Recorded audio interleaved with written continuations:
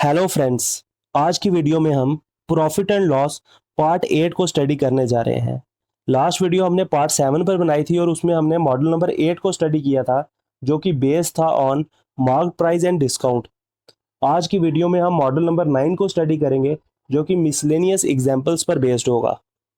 क्योंकि profit and loss chapter को हम ऑलमोस्ट कंप्लीट कर चुके हैं, इसलिए इस मॉडल में हम मिसलेनियस एग्जाम्पल्स में देखेंगे जो ऐसी एग्जाम्पल्स जो कि पिछले मॉडल्स में हमें कवर नहीं की, और साथ में कुछ ऐसी एग्जांपल्स होंगी। आपको बताऊंगा कि कॉम्पिटिटिव एग्जाम्स में कैसे जो है एग्जाम्स में आपको क्वेश्चन जो है वो कंफ्यूजिंग पैटर्न में डाला होता है, जिससे आपको कंफ्यूजन पैदा की जाती है। आपको प्रॉफिट दिया तो होगा, लेकिन फिर से प्रॉफिट परसेंटेज निकालने के लिए पूछा होगा।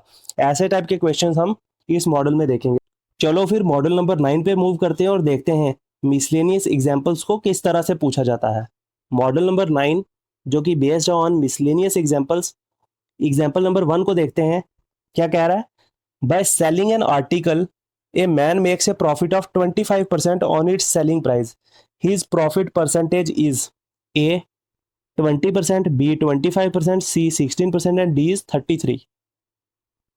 क्या कह रहा है कि एक आर्टिकल को सेल करने के बाद एक आदमी को प्रॉफिट हो रहा है 25% का, और बताओ प्रॉफिट परसेंटेज कितनी होगी। कंफ्यूजिंग क्वेश्चन है, क्यों?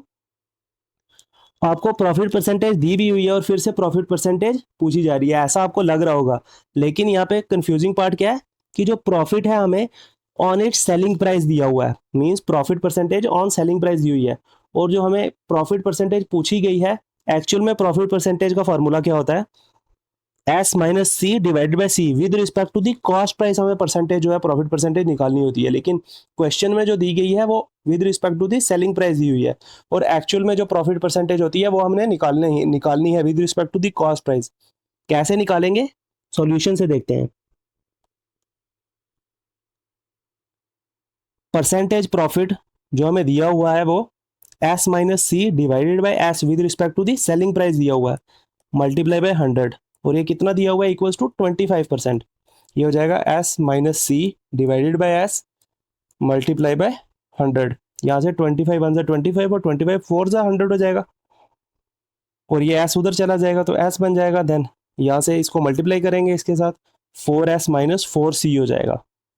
और यहाँ से 4s और ये सिंगल एस प्लस का यहाँ पे आके माइनस का हो जाएगा, यहाँ हो जाएगा 4s माइनस सिंगल एस, और यहाँ पे हमारे पास 4c रह जाएगा। ठीक है, ये इधर से उधर चला जाएगा और ये बन जाएगा प्लस का 4c। ठीक है, 4s माइनस एस कितना हो गया? 3s, और यहाँ पे 4c हो गया। Then s is equals to 4/3c। ठीक है, और 4/3 किस चीज की फ्रैक्शन होती है? 133% की। 133% ऑफ c हमारे पास आ गया सेलिंग प्राइस। अगर सेलिंग प्राइस 133% ऑफ c है, कॉस्ट प्राइस के 133% है, कॉस्ट प्राइस हमारे पास 100% होता है, और सेलिंग प्राइस अगर 33% अप है, मींस प्रॉफिट कितना हो रहा है? 33% का। इट मींस प्रॉफिट परसेंटेज कितनी आ गई? Equals to 33%। और यही हमारा आंसर हो गया। ऑप्शन से देखते हैं कौन सा ऑप्शन करेक्ट है। ऑप्शन डी 33% हमारा आंसर हो जाएगा। इस तरह से कंफ्यूजिंग पैटर्न में आपको क्वेश्चन पूछे जाते हैं कि प्रॉफिट दिया भी होगा फिर से पूछा जाएगा, लेकिन आपको नोट करने वाली बात यह होगी कि जो प्रॉफिट है वो ऑन सेलिंग प्राइस अगर दिया हुआ है, तो जो एक्चुअल प्रॉफिट परसेंटेज है वो तो कॉस्ट प्राइस के अगेंस्ट होती है, तो इसलिए आपको with respect to the cost price जो है प्रॉफिट परसेंटेज निकालनी होगी। और ये हमने जो परसेंटेज निकाली है ये with respect to the cost price निकाली है, क्योंकि 133% ऑफ दी कॉस्ट प्राइस जो है ये निकला है, और यहाँ से प्रॉफिट परसेंटेज आ गई इक्वल टू 33%। एक और एग्जाम्पल को देखते हैं कि मिसलेनियस एग्जाम्पल्स किस तरह से पूछी जाती हैं।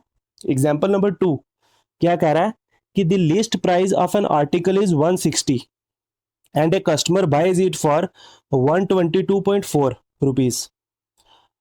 आफ्टर 2 सक्सेसिव डिस्काउंट्स, उसको 2 डिस्काउंट मिले, एक डिस्काउंट देन एक और discount. If the first discount is 10%, then the second discount is option A 12%, B 10%, C 14% and D 15%। Solution से देखते हैं कि कैसे इसको निकालेंगे।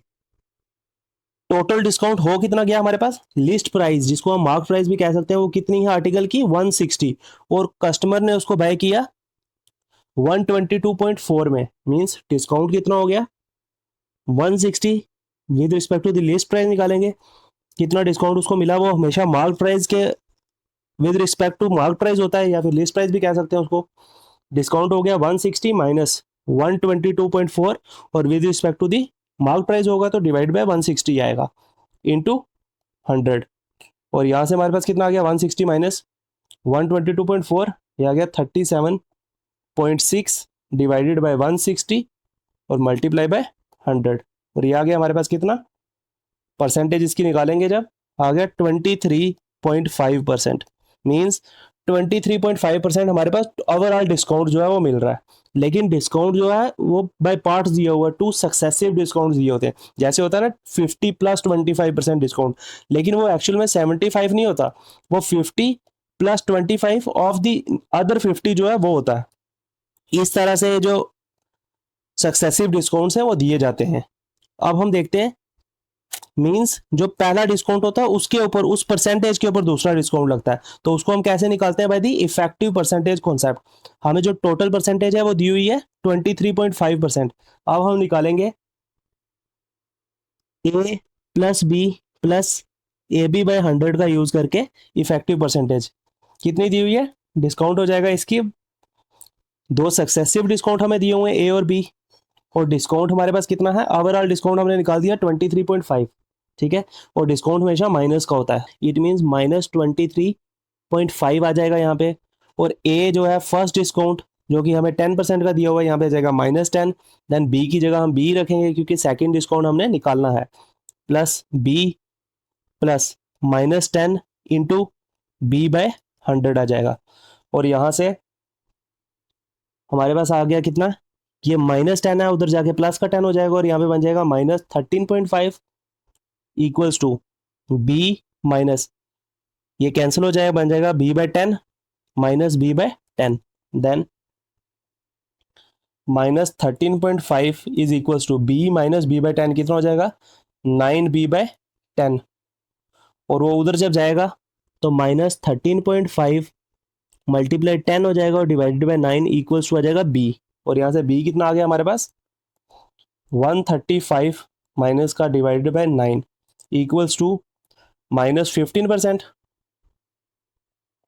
ठीक है, इधर से कितना आ गया 9 1 ज़ा 9 और 4 5 9 5 ज़ा 45 इक्वल्स टू 15% हमारा आंसर आ गया। और माइनस का 15% क्या मीन्स है कि डिस्काउंट हो रहा है 15%, it means equals to 15% discount. ठीक है, इट मीन्स अगर हमारे पास फर्स्ट डिस्काउंट जो है वो 10% का था तो सेकंड डिस्काउंट है कितने का हो जाएगा इक्वल्स टू 15%, और डी हमारा आंसर हो जाएगा।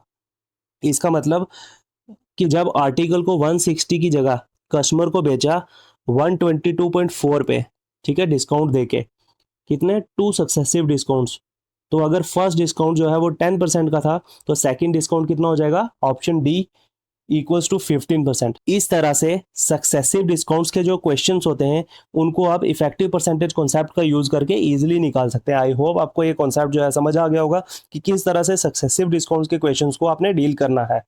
अब हम एग्जाम्पल नंबर 3 पे मूव करते हैं और देखते हैं एग्जाम्पल नंबर 3 को हम कैसे डील करेंगे। एग्जाम्पल नंबर 3 क्या कह रही है, the cost price of an article is 64% of marked price. The gain percentage after allowing a discount of 12% on the mark price is, cost price जो है आर्टिकल की वो कितनी है 64% ऑफ द मार्क प्राइस, और हमें बताना है कि गेन परसेंटेज कितनी होगी, मींस प्रॉफिट परसेंटेज कितनी होगी अगर हम मार्क प्राइस पे 12% का डिस्काउंट दे रहे हैं। मींस जब हम उसको सेल कर रहे हैं तो मार्क प्राइस पे डिस्काउंट दे रहे हैं ऑफ 12%, तो हमें बताना है कि कितना परसेंटेज प्रॉफिट हमें होगा। A 37.5, B 48, C 50.5 and D 52%। Solution से देखते हैं इस टाइप के क्वेश्चंस को कैसे डील कर सकते हैं। सबसे पहले कॉस्ट प्राइस हमारे पास कितनी दी हुई है equals to 64% of the 64% of mark price. ठीक है, और डिस्काउंट कितना दिया हुआ है इक्वल्स टू 12%। ठीक है, और हमें प्रॉफिट परसेंटेज जो है निकालना है। ठीक है, सबसे पहले हम अज्यूम करते हैं कि मार्क प्राइस, जैसे कि हम 100% इसको अज्यूम करते हैं, तो से अज्यूम करते हैं मार्क प्राइस इक्वल्स टू 100, और यहाँ से हमारे पास कॉस्ट प्राइस कितनी आ जाएगी 64% ऑफ मार्क प्राइस है, अगर मार्क प्राइस 100 है तो कॉस्ट प्राइस आ जाएगी 64 के बराबर, ठीक है। और डिस्काउंट कितना दिया हुआ है, 12%। डिस्काउंट हमें दिया हुआ है 12%, जो कि ऑन द मार्क प्राइस होता है, means 12% of the mark price. और मार्क प्राइस हमने 100 एज्यूम की है, इट मीन्स डिस्काउंट कितना हो जाएगा, 12% ऑफ 100, जो कि हो जाएगा इक्वल्स टू 12। अब डिस्काउंट आ गया 12, कॉस्ट प्राइस आ गई 64 और मार्क प्राइस आ गई 100, ठीक है। और सेलिंग प्राइस किसके बराबर होता है, सेलिंग प्राइस हमेशा होता है मार्क प्राइस माइनस डिस्काउंट के, mark price minus discount. Mark price है हमारे पास 100 और डिस्काउंट है 12 का, तो सेलिंग प्राइस कितनी आ जाएगी, इक्वल्स टू 88। अब हम इजिली जो हमारी प्रॉफिट परसेंटेज है उसको निकाल सकते हैं, क्योंकि हमारे पास कॉस्ट प्राइस भी आ गई और सेलिंग प्राइस भी आ गई। परसेंटेज प्रॉफिट किसके बराबर होगा, S minus C divided by C, क्योंकि विद रिस्पेक्ट टू सी होता है प्रॉफिट परसेंटेज, और मल्टीप्लाई करेंगे 100 के, और यहाँ से हमारा सेलिंग प्राइस जो है 88 minus cost price 64 divided by 64 और मल्टीप्लाई बाय 100, ठीक है। 88 माइनस 64 हो गया इक्वल्स टू 24 डिवाइडेड बाय 64 और मल्टीप्लाई बाय 100 हो गया। देन 8 से कैंसिल कर सकते हैं, 8 3 ज़ा 24 और 8 8 ज़ा 64, 3/8 मल्टीप्लाई 100। स्टैंडर्ड फ्रैक्शंस में मैंने आपको बताया था कि 1/8 किसके बराबर होता है, 12.5 के परसेंटेज। देन 3/8 किसके बराबर हो जाएगा, 37.5 परसेंटेज के, means equals to 37.5%। It means percentage profit हमारे पास कितना आ गया, इक्वल्स टू 37.5%। ऑप्शन पे देखते हैं कि कौन सा ऑप्शन जो है करेक्ट होगा। 37.5 option A is the correct answer. इस तरह से अगर आपको कॉस्ट प्राइस दी हो कि कितने परसेंट है ऑफ द मार्क प्राइस, और अगर आपको डिस्काउंट भी दिया हो, तो आप गेन परसेंटेज या प्रॉफिट परसेंटेज कैसे निकाल सकते हैं। सबसे पहले मार्क प्राइस को अज्यूम कर लेंगे equals to 100, then cost price निकल जाएगी उधर से, क्योंकि वो कुछ परसेंट होगा of the mark price. Then आप डिस्काउंट को निकालोगे, जो कि with respect to the mark price ही होता है, तो वो भी निकल जाएगा। Then mark price minus discount करोगे तो सेलिंग प्राइस आ जाएगा, तो देन प्रॉफिट परसेंटेज निकालना इजी हो जाएगा, क्योंकि वो selling price minus cost price करके ही उसकी percentage with respect to the cost price निकाली जाती है। इस तरह से आप इन क्वेश्चंस को डील कर सकते हो और प्रॉफिट एंड लॉस के क्वेश्चंस कम से कम टाइम में सॉल्व कर सकते हो। इसके साथ हमारा जो प्रॉफिट एंड लॉस का ये चैप्टर है वो यहीं पे खत्म होता है। आई होप जितने भी मॉडल्स और कॉन्सेप्ट मैंने प्रॉफिट एंड लॉस के आपको बताए, और कैसे परसेंटेज का यूज़ हम प्रॉफिट एंड लॉस में कंटिन्यूसली करते हैं, आई होप आपको ये सब कुछ सारा कंसेप्ट जो है वो क्लियर हो गया होगा, और किस तरह से हम क्वेश्चंस को कॉम्पिटिटिव एग्जाम में टैकल करेंगे वो भी आपको समझ आ गया होगा।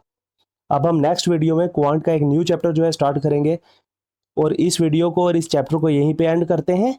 Thank you friends.